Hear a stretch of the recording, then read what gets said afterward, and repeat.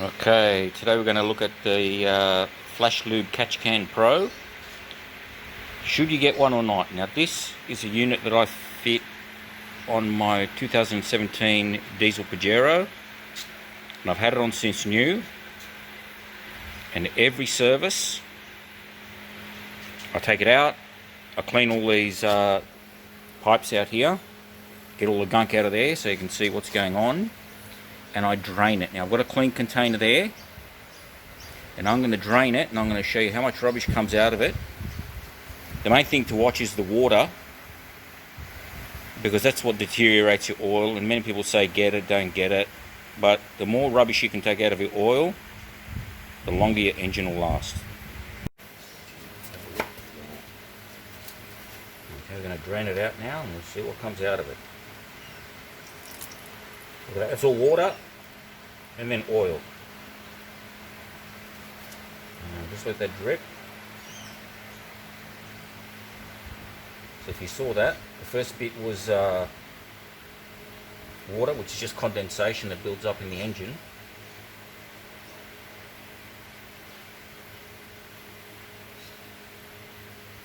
And that's all within a 15,000 kilometre service period.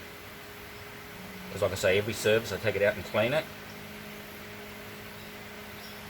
And every little bit you do helps the life of the engine. Now if you look in the oil there, you can see that grey. That's where the water has emulsified with the oil, and you get that pasty stuff. And it's still dribbling out. I don't know if you can see this.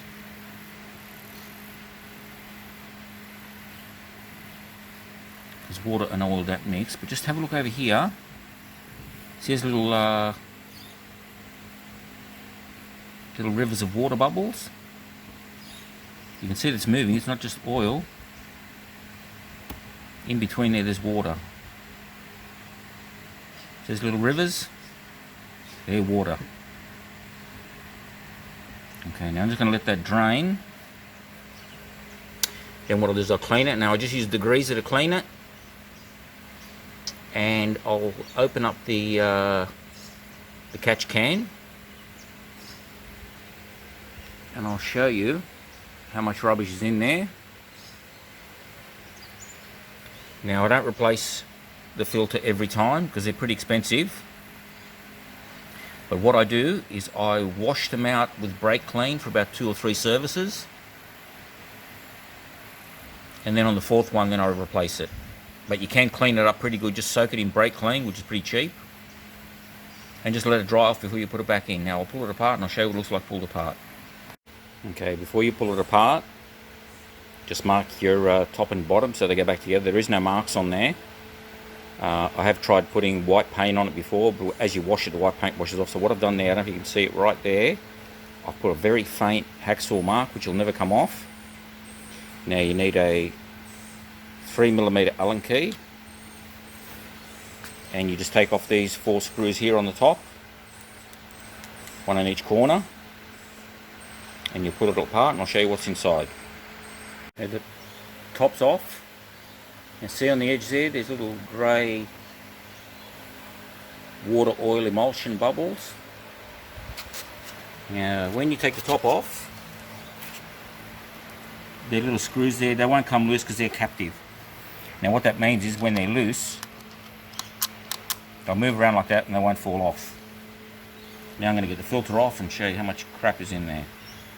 Okay, so now if you have a look here, there's a rubber O-ring on there that seals, and what I do, I just use this sharp tool, just wedge it in there to break the seal, and then that lifts off out of there.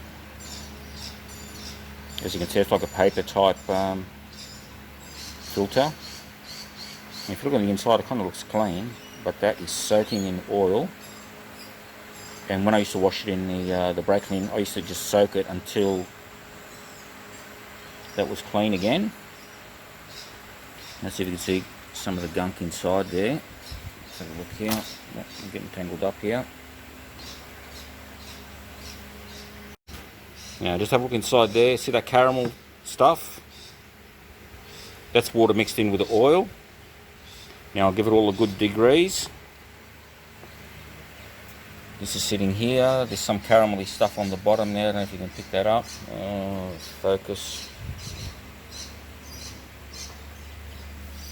And then I'll show you how it looks all clean and I'll put it back together. Okay, it's all clean. Now just a tip about the degreaser. Just dry it off with a rag. You don't want to put any water in there, and it dries off pretty good. It's like a solvent. You can see that's nice and clean.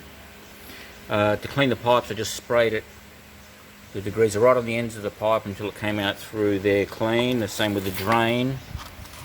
And this one here, you can see it's all nice and clean.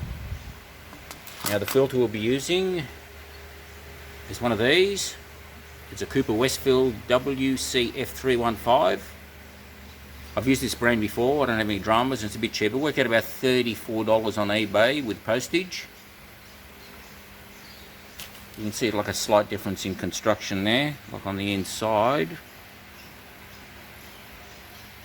The weave is just a little bit different. If you look at that dirty one,